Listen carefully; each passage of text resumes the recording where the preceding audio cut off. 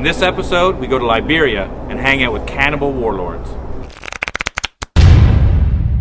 I was afraid probably the whole time I was in Liberia. There's always this underlying hum of violence, and the poverty there is so crippling that you're kind of like, why wouldn't they steal our camera? Why wouldn't they steal our clothes? I mean, people are starving and all they know is war.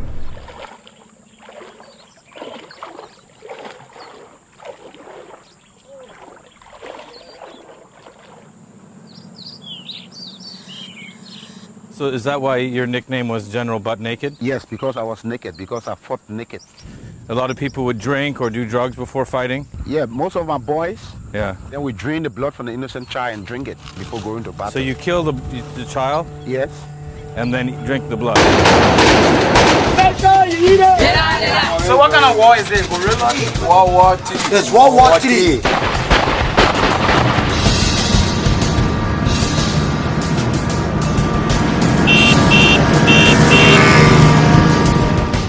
We here at Vice have been fascinated by Liberia for a long time.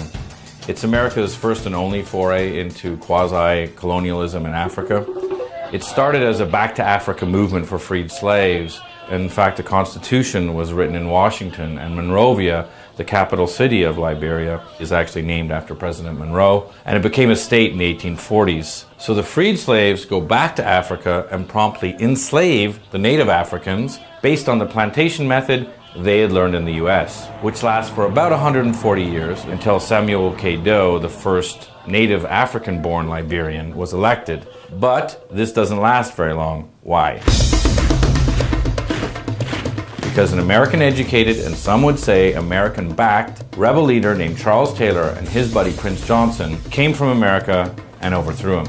We are not a military group here. I'm not a soldier. What we seek to do is to destroy these military dictatorships around Africa. And that's that Charles Taylor virus. If the civilians can throw out the army, wow, we are in trouble. Well, I love it. We will fight to the last man. I will get weapons from wherever I have to get it. If the Pentagon's got some, please give me some. Despite reports that the government wants talks with the rebels, the violence goes on. The government and people of this country assure you that the armed forces will protect them and that the rebel will soon be eliminated. Rebel forces stormed into the center of the capital today.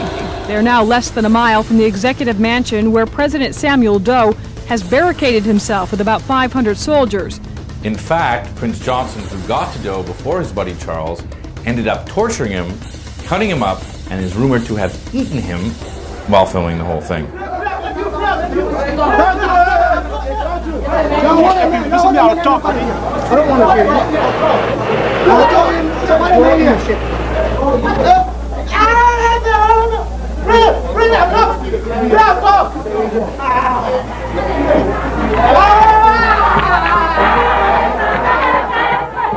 So Charles Taylor finally gets elected with a campaign slogan that reads, "He killed my ma, he killed my pa, but I'll still vote for him." And it works. He gets elected. But he's so corrupt that soon after, there's a bunch of warlords fighting for control over Liberia, the country devolves into civil war, and things go from bad to severe. I know somebody who want to kill me. If I grab you, I will eat you raw. But this is like a civil war on steroids. It's a post-apocalyptic Armageddon with child soldiers smoking heroin, cross-dressing cannibals, systematic rape. It's total hell on earth. We love the music. There's a music. They call it the sound of death. Yeah, but it's a sound of music to us. Liberia's been in the news a lot lately because Charles Taylor is on trial at The Hague for war crimes. But we wanted to know what happened to all the other warlords. So we contacted a Canadian journalist who lives in Liberia named Miles Esty, who's kind of a Kurtz-like character, tall, skinny, skeleton guy, who's had malaria more times than he's had hot dinners. And he said he could get us access to all these ex-warlords. So we said, great. We got on a plane and we flew to Liberia.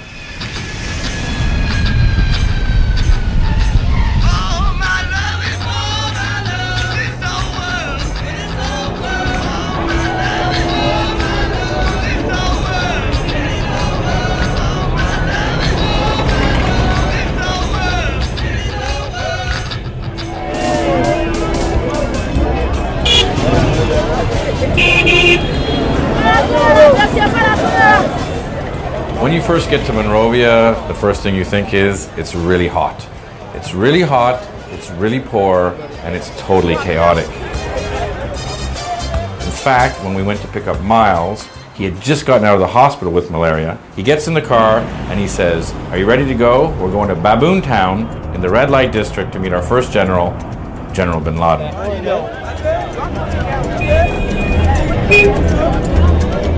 So as we drove to Baboon Town, we asked Miles what's up with the name General Bin Laden. And he said, well, a lot of the generals took different names because they didn't want to be identified after the various wars. And these pseudonyms were meant to strike terror into the hearts of their enemies. So there's a General Rambo because he's scary. There was a General Mosquito because mosquitoes are terrifying because they bring malaria. The general that fought General Mosquito was named General Mosquito Spray. And of course, there's General Bin Laden. In fact, there's two General Bin Ladens. Our General Bin Laden, we found out en route, had just been put in jail. Now, he didn't know why, but he suspected because the authorities found out that we were coming with cameras to shoot him. And they say they're not going to let him out, but we can interview him in the jail and we can interview the commander. Let's do that. Let's go there. Can we go there now? Yeah. Let's go now. It's a big deal, dude. So the minute we arrive in Baboon Town, our car is surrounded by a bunch of sketchy dudes. So when Miles came back and said we could interview Bin Laden in the police station, I was like, yeah, let's get out of here and get in there really quick.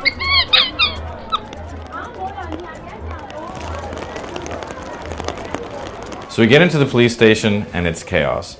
Some guards are saying you can go see him, other guards are saying you can't go see him, and we just have to sit there and wait. I like being in the police station. It's nice. Monkey. Little monkey. He's got herpes, I think, or something. Hi. What's wrong with the monkey? Why is the monkey here? What did the monkey do wrong? Why is the monkey here? We're in a police station in the middle of the red light district to meet General Bin Laden and wondering why the monkey's here.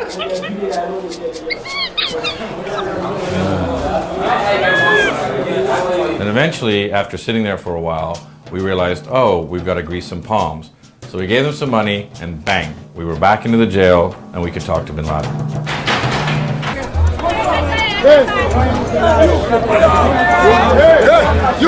We went in there. I don't know, we're being followed by the police right now. Yeah, we might have to change tapes or do something because what we do is we shoot cards, and if they come, we can give them the tape. There's nothing on the tape. You can have a blank tape in there? Yeah, we do right now. We should just get out of here. No, now go to the warehouse. I go to my warehouse. No, don't worry. All they're picking there. No, I'm going to take my tip. Yeah. Everyone, yeah, our boss man. Okay. Don't worry on that. Photograph what you want to do here. Okay. This is my compound. You are free. Okay. No police come here to do anything to you. You will man step on yeah? Our trip is getting progressively heavier. We will go on top of the building. Yeah, that'll be good. We go on top of the building. Okay. I'm kind of a little bit worried that the police are going to come get us right now. I gave them a fake name and fake number. It's one of my law. Mr. National Security, right? Okay, nice to meet you. Nice to meet you. I want you to see for yourself. Okay. We're happy that you both are here. Thank you. Thank you. So after we got Bin Laden out of jail, he was very excited to get us up to his rooftop and tell us his story. And according to him, the ex-generals, who are now the community leaders, are the only ones doing anything to help the people. So maybe you could explain a little bit about, so first of all, you became known as Bin Laden during the war. During the war. And then after the war, now you're sort of trying to help people by carpentry and by karate. Karate. After the war, I see some friends going astray. Yeah. You know, so long I was a general, I'm gonna make sure I bring them together. Yeah. So I do both carpentry and masonry. Yeah. And I got men that are in my workshop, we do carpentry work, and I got the field, we do martial art. Yeah. Yeah. Do you get any money here? We do our own collection sometimes before we can have rehearsal. No, but the UN or the government doesn't give you any money. Nothing. The government does not give me no support. Nothing. The UN does not give me support. It's the first time meeting you people, Yeah. calling me and here getting information from me. We only need the government attention to our program. So after meeting and being freaked out by General Bin Laden, we wanted to see what the UN and government were doing to rebuild Liberia. So we met a local journalist named Nagbe, and we asked him, and he said, "You want to see what the government and UN are doing? I'll take you to West Point.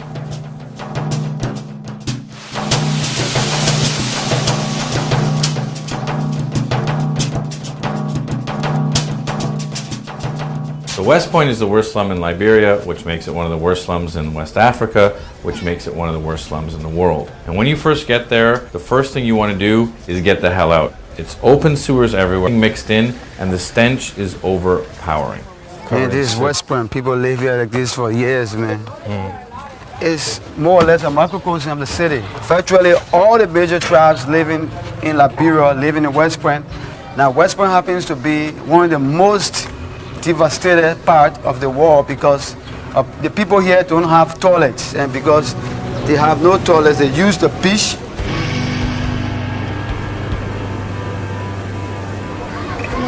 Oh, dude, it really stinks here.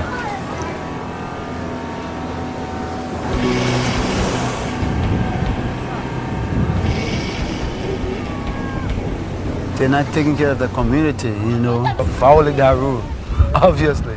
But the government has to do something about that. Seriously, I mean, but they're not doing it. The commissioner... So even in one of the worst slums of Western Africa, you see the cultural impact that America has there. All the kids are wearing Biggie or Tupac t-shirts. And in fact, one kid came up to us and said, "Hey, I'm a rapper. Can I rap for you?" And we said yes. And it wasn't about bling, and it wasn't about Cristal.